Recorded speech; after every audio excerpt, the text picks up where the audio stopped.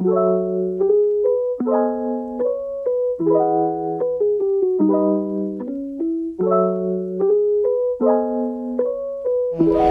jantung itu merupakan suatu kumpulan gejala yang diakibatkan oleh adanya penurunan aliran darah ke jantung secara tiba-tiba. Nah, penyebab utama dari serangan jantung itu sendiri adalah penyebabnya utamanya adalah penyempitan pembuluh darah jantung. Proses penyempitan pembuluh darah jantung diawali dengan adanya proses endapan lemak yang terdiri atas kolesterol, kemudian membuat pembuluh darahnya itu menjadi menyempit karena plak yang disebut plak aterosklerosis yang mungkin sering kita dengar. Nah, plak aterosklerosis ini nanti di kemudian hari dia mungkin akan mengalami pecah dan akan mengakibatkan tersumbatnya pembuluh darah jantung secara tiba-tiba, mengakibatkan adanya serangan jantung tersebut sehingga menimbulkan nyeri dan rasa tidak nyaman pada dada. Selain dari penyebab penyempitan pembuluh darah jantung sebagai penyebab utama dari serangan jantung, ada lagi penyebab lainnya yang mengakibatkan infark miokard, yaitu yang pertama adalah spasme dari arteri koroner atau pembuluh darah jantung, kemudian robeknya pembuluh darah jantung secara tiba-tiba, kemudian adanya embolisasi atau gumpalan darah dari bagian tubuh lain yang mengenai atau berada ke pembuluh darah jantung koroner, dan yang terakhir adanya anomali atau kelainan anatomi dari pembuluh darah jantung. Jadi semuanya ini tidak didasari adanya proses aterosklerosis, namun bisa mengakibatkan pasien mengalami serangan jantung.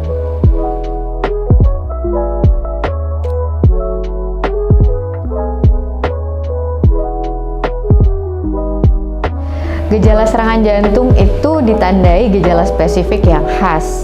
Gejalanya diawali dengan adanya nyeri dada berlokasi di tengah dada atau retrosternal dan di belakang tulang dada. Ditandai dengan rasa seperti ditindih, diremas, dipelintir, dan ditekan. Nah, kemudian nyeri ini dirasakan bisa menjalar ke rahang, ke leher, ke lengan kiri, kemudian bisa juga disertai dengan adanya keringat dingin, kemudian lemas, kemudian mual, muntah, dan rasa cemas. Kemudian nyeri dadanya itu bisa kadang-kadang membaik dengan obat nitrat di bawah lidah. Namun kalau nyeri dada serangan jantung biasanya sangat hebat sehingga nitrat saja tidak dapat memperbaiki.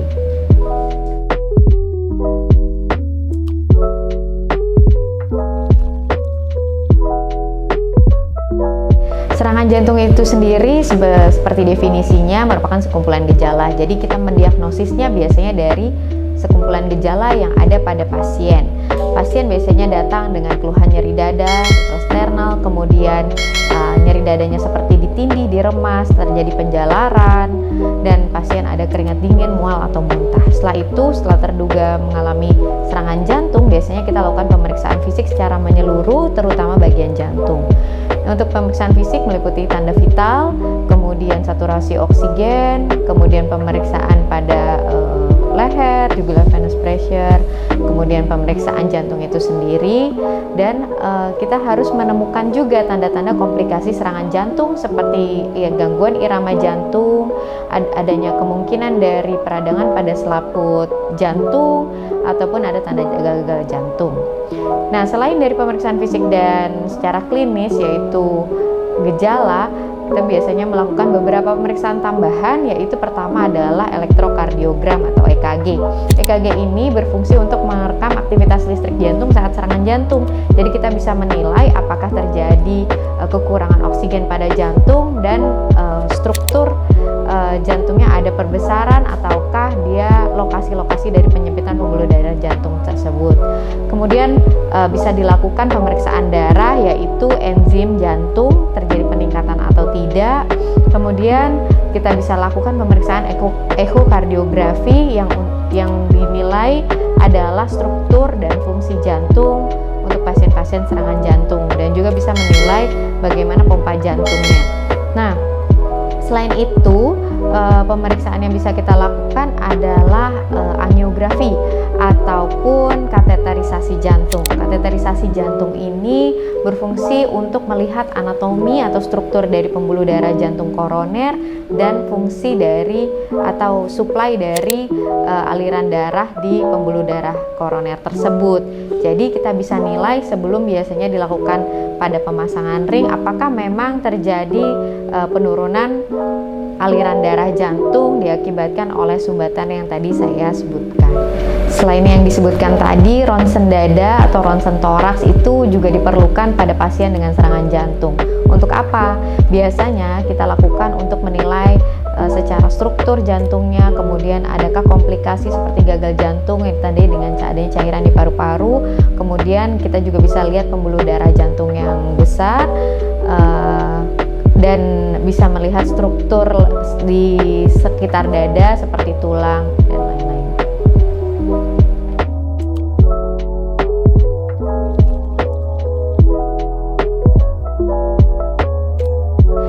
Penderita penyakit jantung, khususnya untuk serangan jantung sendiri, sebenarnya dulu itu memang dikenal sebagai penyakit yang mengenai orang-orang usia lanjut, karena terkait usia memang resiko makin besar.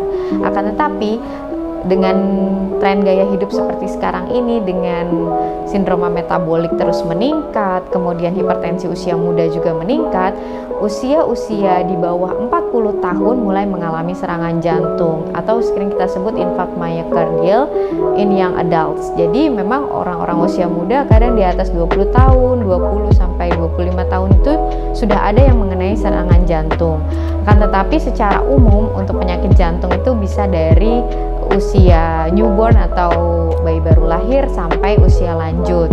Untuk serangan jantung sendiri sekarang usia di bawah 40 tahun sudah bisa mengenai serangan jantung.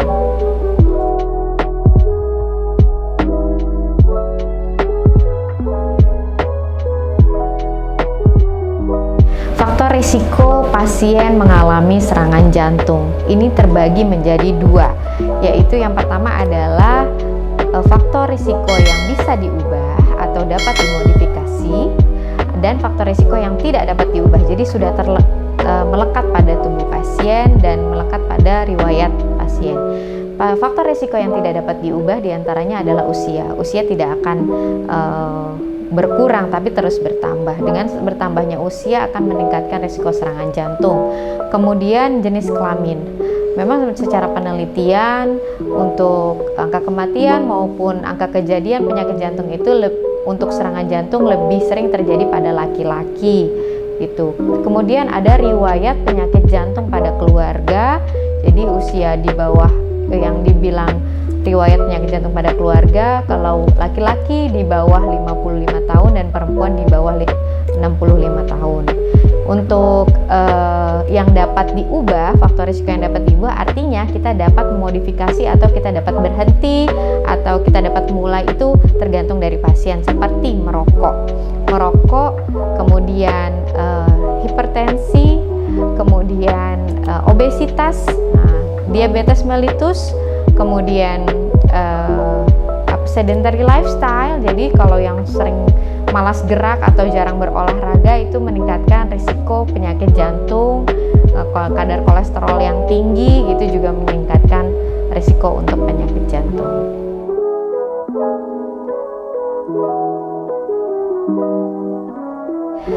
Cara untuk menghindari atau mengurangi risiko terkena serangan jantung itu dimulai dari diri sendiri. Ada slogannya, yaitu adalah cerdik.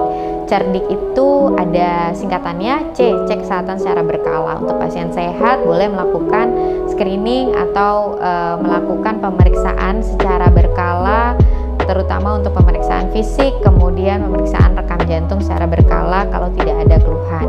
Kemudian E, enyahkan rokok. Kalau misalnya pasien yang merokok harus berhenti merokok. R-nya rajin berolahraga. Rajin berolahraga minimal 3 kali seminggu, durasinya 30 menit, bisa olahraga aerobik terutama seperti jogging atau minimal 4.000 langkah tiap hari, dan berenang atau bersepeda. Kemudian D, D-nya itu adalah diet jantung sehat. Diet jantung sehat dimulai dari hindari makanan-makanan yang digoreng, makanan yang tinggi asam lemak jenuh seperti jeroan, kemudian hindari asupan garam yang berlebih, hanya 1/4 sendok teh saja, kemudian hindari makanan manis, hindari makanan ultra processed food seperti sosis, kentang, burger gitu. Dan pasien harus sadar bahwa seperti nasi bisa diganti dengan beras merah ataupun beras hitam yang dia untuk pengolahan penyerapan ke dalam tubuhnya kurang untuk kalorinya. Kemudian I, istirahat yang cukup. Pasien yang mau terhindar dari serangan jantung salah satunya harus tidur yang cukup 6-8 jam sehari minimal. Kemudian kelola stres. K, kelola stres harus dalam keadaan yang bisa mempertahankan emosi atau keadaan mentalnya dengan baik sehingga stres tidak memicu serangan jantung.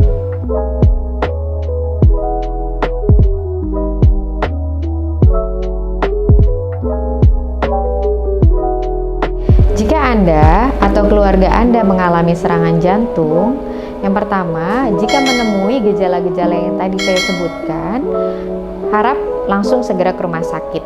Jika Anda atau keluarga yang Anda temui mengalami gejala tersebut dan sudah berobat rutin jantung, misalnya sudah ada serangan-serangan kecil sebelumnya dan memiliki obat-obatan jantung emergensi yang sudah diberikan oleh dokternya, Anda bisa berikan terlebih dahulu obat nitrat sublingual untuk meredakan nyeri sementara dan untuk mempertahankan aliran darah ke jantung menjadi lebih baik. Selain itu, Anda tetap harus membawa pasien tersebut ke rumah sakit atau fasilitas kesehatan terdekat dengan fasilitas elektrokardiogram dan obat-obatan emergensi untuk jantung, serta ada dokter yang 24 jam. Jadi minimal harus ke fasilitas kesehatan tersebut atau segera datang ke rumah sakit, dan baiknya lagi datang ke rumah sakit dengan fasilitas lengkap dokter jantung, untuk cath lab-nya ada, dan untuk penanganan pasien dengan ruang intensifnya ada.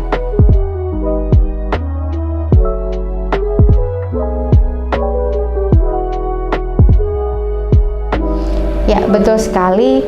Penyakit serangan jantung ini masih merupakan horor ya, atau penyakit mematikan nomor 1 di dunia, baik di negara miskin berkembang maupun negara maju. Terutama di daerah negara berkembang itu akibat dari gaya hidup dan edukasi terhadap gaya hidup sehat yang belum memadai.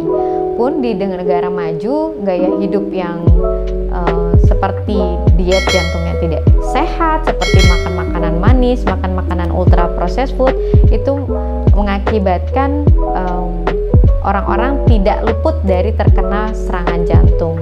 Jadi memang itu masih merupakan PR atau suatu ancaman bagi negara maju maupun negara berkembang.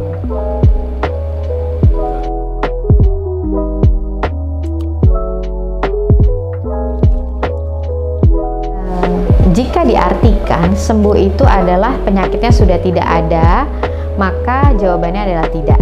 Karena proses aterosklerosis itu tetap ada, namun gejala yang dihasilkan dari pengobatan atau terapi terhadap serangan jantung mungkin sudah tidak ada atau berkurang jauh. Jadi yang dirasakan pasien seperti sembuh, namun penyakitnya tetap ada.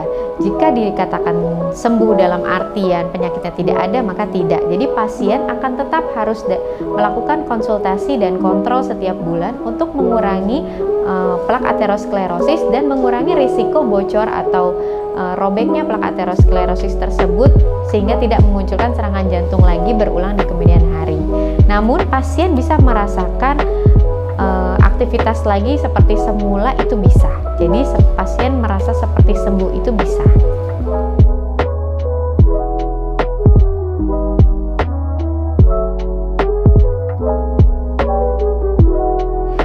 Sebenarnya setelah mengalami serangan jantung itu gaya hidupnya hampir sama dengan orang yang belum pernah terkena serangan jantung. Artinya gini, orang-orang yang belum terkena penyakit serangan jantung diharapkan bisa mencegahnya dengan faktor risiko cerdik. Nah, kita akan edukasi pasien-pasien tersebut dengan cerdik itu. Jadi cek kesehatan secara rutin. Biasanya orang dengan serangan jantung akan diminta untuk kontrol setiap bulan. Akan diberikan obat-obatan untuk pencegahan serangan jantungnya terjadi kembali.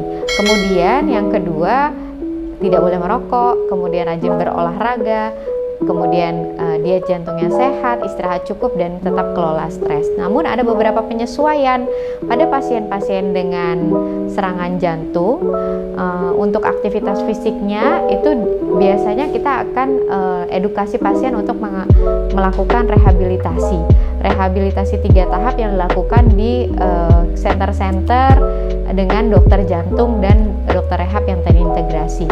Kalau misalnya tidak bisa rehabilitasi jantung, bisa lakukan latihan mandiri. Nanti peresepannya dilakukan oleh dokter jantungnya setelah dilakukan pengetesan terhadap kondisi pasien terlebih dahulu. Jadi tiap pasien itu tidak akan sama untuk aktivitas fisiknya. Dan untuk aktivitas fisiknya itu harus dilakukan minimal 1 jam setelah makan. Kemudian harus dihitung denyut jantungnya sebelum maupun saat melakukan olahraga. Jadi harus termonitor terus denyut jantungnya. Kenapa? Karena pasien-pasien dengan serangan jantung sebelumnya itu sangat risiko terhadap adanya serangan jantung berulang jika denyut jantungnya terjadi secara berlebihan. Jadi ada batas maksimal denyut jantung pasien yang setelah mengalami serangan jantung agar tidak memicu serangan jantung berulang lagi di kemudian hari. Jadi harus dimonitor untuk denyut jantungnya.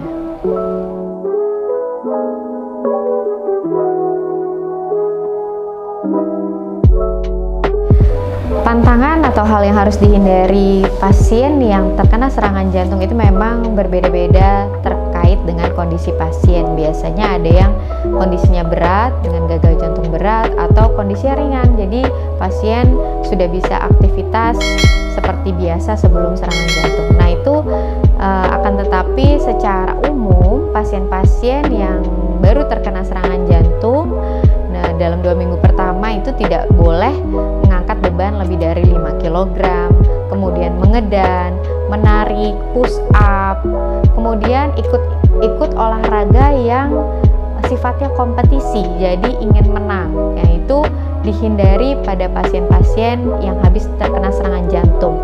Dan pasien yang habis terkena serangan jantung itu tadi seperti saya katakan harus dimonitor denyut jantungnya. Jika terjadi kelonjakan denyut jantung 20-30 kali dibanding biasanya pada saat istirahat, itu harus segera konsul ke dokter jantungnya. Dan untuk pasien-pasien yang mengalami gagal jantung berat, itu diet jantungnya seperti kalau orang normal kan dia harus minum banyak. Nah ini minumnya harus dibatasi sekitar 1000 cc per hari maksimal.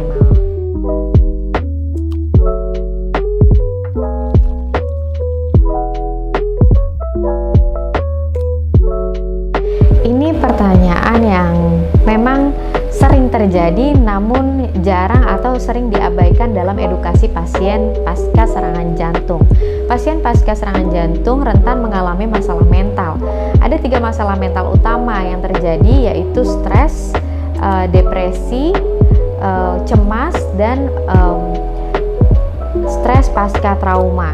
Nah, untuk ketiga hal ini sebenarnya untuk mengatasinya adalah yang pertama, yakinkan diri Anda bahwa ini adalah penyakit yang bukan merupakan kesalahan hanya pada diri Anda, dan Anda perlu dan bisa bersandar pada orang lain. Jangan cemas bahwa penyakit ini adalah suatu jalan akhir dari hidup Anda. Tidak.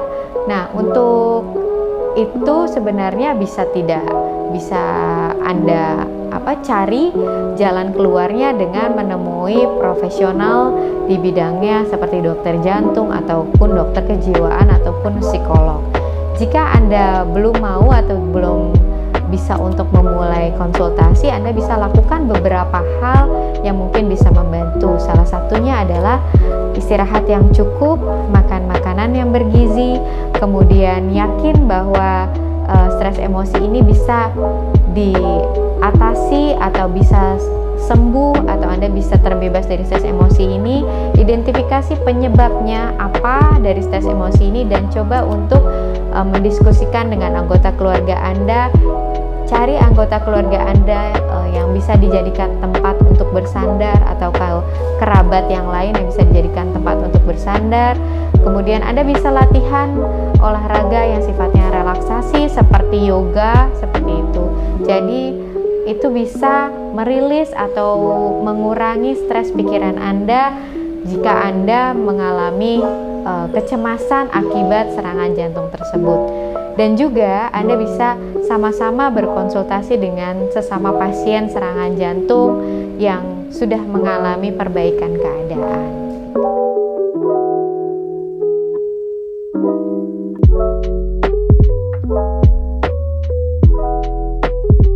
Jangan lupa untuk menonton video kami yang lainnya, karena tiap like dan jam tayangnya sangat berharga bagi kemajuan platform media Rumah Sakit Ciremai.